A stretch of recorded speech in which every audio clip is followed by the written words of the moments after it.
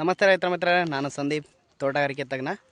ಬನ್ನಿ, ಇಂದಿನ ವಿಡಿಯೋದಲ್ಲಿ ದಾಳಿಂಬರೆಯಲ್ಲಿ ಕಂಡುಬರುವಂಥ ಈ ಬ್ಯಾಕ್ಟೀರಿಯಲ್ ಬ್ಲೈಟ್ ಬಗ್ಗೆ ಮತ್ತು ಅದ್ರ ಬಗ್ಗೆ ಯಾವ ಥರ ಅದನ್ನು ನಾವು ರಿಮೂವ್ ಮಾಡೋದು ಮತ್ತು ಯಾವ ಥರ ನಾವು ಅದನ್ನು ಕಂಟ್ರೋಲ್ ಮಾಡೋದು ಅಂತ ಅದ್ರ ಬಗ್ಗೆ ನಾವು ತಿಳಿಯೋಣ. ನೋಡಿರಿ, ಇದು ನಾವು ಪ್ಲ್ಯಾಟ್ ಮೇಂಟೈನ್ ಮಾಡಿಸಿರೋ ಪ್ಲ್ಯಾಟು. ಸೆಟ್ಟಿಂಗ್ ಮಾತ್ರ ತುಂಬ ಅದ್ಭುತವಾಗಿ ಆಗಿದೆ.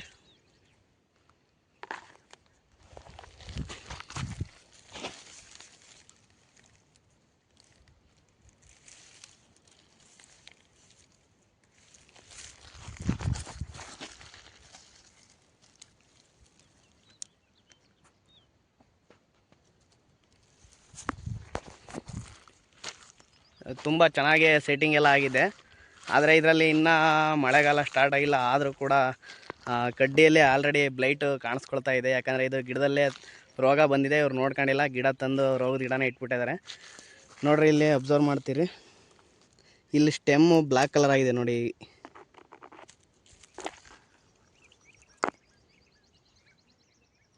ಈ ಥರ ಬ್ಲ್ಯಾಕ್ ಆಗಿರುತ್ತೆ, ಅದು ನಮಗೆ ಬ್ಯಾಕ್ಟೀರಿಯಲ್ ಬ್ಲೈಟ್ ಇನ್ಫೆಕ್ಷನ್ ಕಡ್ಡಿಗೆ ಆಗಿದೆ. ನೀವು ಸಾಕಷ್ಟು ನೋಡ್ಬೋದು ಇದರಲ್ಲಿ.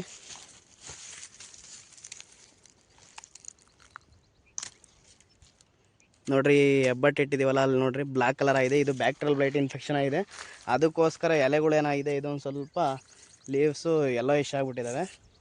ಇವನ್ನ ನಾವು ಯಾವ ಥರ ನಾವು ಇದನ್ನು ಕಂಟ್ರೋಲ್ ಮಾಡೋದಂದರೆ, ಇದೇನು ಬ್ಲ್ಯಾಕ್ ಕಲರ್ದು ಇನ್ಫೆಕ್ಷನ್ ಐತಲ್ಲ ದಾಳಿಂಬ್ರಲ್ಲಿ, ಅದಕ್ಕಿಂತ ನಾವು ಕೆಳಗಡೆ 1 ಇಂಚು ಇಲ್ಲ 2 ಇಂಚು ಕೆಳಗೆ ಕತ್ರಿ ತಗೊಂಬಿಟ್ಟು ಕಟ್ ಮಾಡಿಬಿಟ್ಟು ಅದಕ್ಕೆ ಮತ್ತು ನಾವು ಬೋರ್ಡೆಕ್ಸ್ ಪೇಸ್ಟ್ ಹಚ್ಚಬೇಕು. ಅಂದರೆ ಈ ಸುಣ್ಣ ಮೈಲ್ತದ ಪೇಸ್ಟ್ ಮಾಡ್ಕೊಂಬಿಟ್ಟು 10% PPM ಅದನ್ನು ನಾವು ಅಲ್ಲಿಗೆ ಹಚ್ಚುತ್ತಾರೆ. ಅದರಿಂದ ನಾವು ಬ್ಯಾಕ್ಟೀರಿಯಲ್ ಬ್ಲೈಟ್ನ ನಾವು ಕಂಟ್ರೋಲ್ ಮಾಡ್ಬೋದು.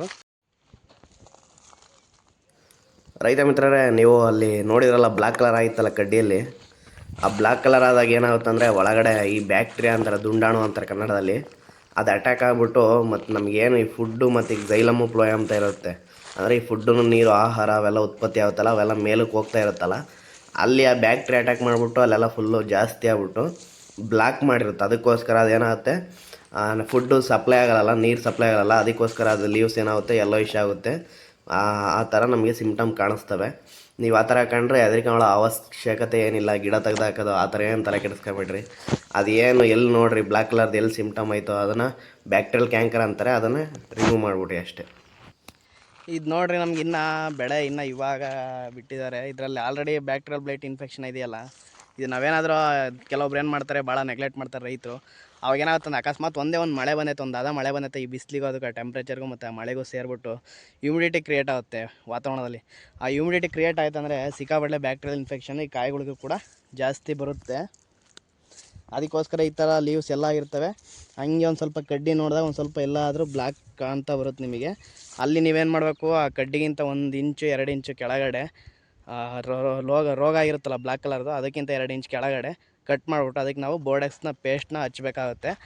ಮತ್ತು ನೀವು ಅವಾಗಲೇ ಈ ಥರ ಗಿಡದಲ್ಲೇ ಇನ್ಫೆಕ್ಷನ್ ಇರೋ ಪ್ಲಾಟ್ಗಳಿಗೆ ನೀವು ಈ ಟ್ಯಾಗ್ ಮೈಸಿನು ಮತ್ತು ಈ ಕೋನಿಕಾ ಇವನ್ನೆಲ್ಲ ಯೂಸ್ ಮಾಡ್ಕೊತ ಇರ್ಬೋದು, ಆ ಬ್ಯಾಕ್ಟೀರಿಯಲ್ ಬ್ಲೈಟ್ನ ನೀವು ಕಂಟ್ರೋಲ್ ಮಾಡೋಕ್ಕೆ. ಈ ಥರ ಈ ಬ್ಯಾಕ್ಟೀರಿಯಲ್ ಬ್ಲೈಟ್ ಇನ್ಫೆಕ್ಷನ್ ಇರುತ್ತಲ್ಲ, ನೋಡಿರಿ ಇದೆಲ್ಲ ಯೆಲ್ಲೋಯಿಶ್ ಆಗ್ಬಿಟ್ಟಿದೆ. ಇದು ಯಾವುದೇ ವಿಲ್ಟಲ್ಲ, ಇದು ಬ್ಯಾಕ್ಟೀರಿಯಲ್ ಬ್ಲೈಟ್ ಇನ್ಫೆಕ್ಷನ್ನು. ಕಡ್ಡಿಲಿ ಬ್ಲ್ಯಾಕ್ ಕಲರ್ದು ಆಲ್ರೆಡಿ ಇನ್ಫೆಕ್ಷನ್ ಇದೆ. ಈ ಥರ ಈ ಪ್ಲಾಟ್ಗಳಿಗಿರೋದಕ್ಕೆ ನೀವು ಕಂಪಲ್ಸರಿ ತಿಪ್ಪೆ ಗೊಬ್ಬರ ಹಾಕ್ತಿರಲ್ಲ, ಅದು ಚೆನ್ನಾಗಿ ಮಾಗಿರುವಂಥ ಗೊಬ್ಬರ. ಅದಕ್ಕೆ ನೀವು ಟ್ರೈಕೋಡರ್ಮಾ ಮತ್ತು ಈ ಸೂಡೋಮೋನಾಸ್ನ ಕಂಪಲ್ಸರಿ ವರ್ಷ ಹಾಕ್ತಾಯಿರಿ, ನೀವು ಬೆಳೆಗೆ ಬಿಟ್ಟಂಗೆಲ್ಲ. ಮತ್ತು ಈ ಥರ ಇರೋ ಪ್ಲಾಟ್ಗಳಿಗೆ ನೀವು ಅಕಸ್ಮಾತ್ ಒಂದು ಮಳೆ ಬಂದಿತ್ತಂದರೆ ಫಸ್ಟ್ ನೀವು ಪ್ರಿಫರೆನ್ಸ್ ನೀವು ಬ್ಯಾಕ್ಟೀರಿಯಲ್ ಬ್ಲೈಟ್ಗೆ ಕೊಡಬೇಕಾಗುತ್ತೆ. ಯಾವ್ಯಾವ ಕೆಮಿಕಲ್ ನೀವು ಬ್ಯಾಕ್ಟೀರಿಯಲ್ ಬ್ಲೈಟಿಗೆ ಮಾಡ್ಬೋದಂದರೆ ಈ ಕೋನಿಕಾ ಮಾಡ್ಬೋದು, ಮತ್ತು ಈ ಬ್ಲೈಟ್ಯಾಕ್ಸ್ ಜೊತೆಗೆ ಒಂದು ಆ್ಯಂಟಿಬಯೋಟಿಕ್ ಹಾಕ್ಬೇಕಾಗುತ್ತೆ. ಟ್ಯಾಗ್ ಮೈಸಿನ್ ಅಥವಾ ಕಸ್ಗ ಮೈಸಿನ್ ಅಥವಾ ವ್ಯಾಲಿಡಮೈಸಿನ್ ಇವನ್ನ ಯಾವುದಾದ್ರೂ ಒಂದು ಹಾಕ್ಬಿಟ್ಟು, ಮತ್ತು ಈ 2-ಬ್ರೋಮೋ ನೈಟ್ರೋಪ್ರೋಪೇನ್ ಅಂತ ಬರುತ್ತೆ, ಅದು ಒಂದು ಆ್ಯಂಟಿಬಯೋಟಿಕ್ಕು. ಇವನ್ನ ಯಾವಾದರೂ ಕೂಡ ನೀವು ಇವಕ್ಕೆ ಯೂಸ್ ಮಾಡ್ಬೋದು. ಮತ್ತು ಇನ್ನೊಂದು ಈ ಕ್ಯೂಪ್ರೋಫಿಕ್ಸ್ ಅಂತ ಬರುತ್ತೆ, UPL ಕಂಪ್ನಿದು. ಸೇಮ್ ಸಿಸ್ಟರ್ ಕಂಪ್ನಿದು ಈ ಸ್ವಾಲ್ದು ಬಂದ್ಬಿಟ್ಟು ಇದು ಡೆವೋನಾ ಅಂತ ಬರುತ್ತೆ, ಅದು ತುಂಬ ಚೆನ್ನಾಗಿ ಕೆಲಸ ಮಾಡುತ್ತೆ, ಅವನು ಕೂಡ ನೀವು ಯೂಸ್ ಮಾಡ್ಬೋದು. ಮತ್ತು ಒಂದು ಸತಿ ನೀವು ಅವನ್ನ ಬ್ಯಾಕ್ಟೀರಿಯಲ್ ನಾವು ಆ್ಯಂಟಿಬಯೋಟಿಕ್ಕು ಮತ್ತು ಆ ಕಾಪರ್ ಕಂಟೆಂಟ್ ಹೊಡೆದಿರ್ತೀರಲ್ಲ, ಅದಾದಮೇಲೆ ಇನ್ನೊಂದು ಸತಿ ನೀವು ಈ ಟ್ರೈಕೋಡರ್ಮಾ ಸೂಡೋಮೋನಾಸ್ ಅವನ್ನು ಕೂಡ ನೀವು ಯೂಸ್ ಮಾಡ್ಬೋದು. ಇನ್ನೂ ಹೆಚ್ಚಿನ ವೀಡಿಯೋಗಾಗಿ ದಯವಿಟ್ಟು ಸಬ್ಸ್ಕ್ರೈಬ್ ಮಾಡ್ಕೊಳ್ಳಿ ನಮ್ಮ ಚಾನಲ್ನ.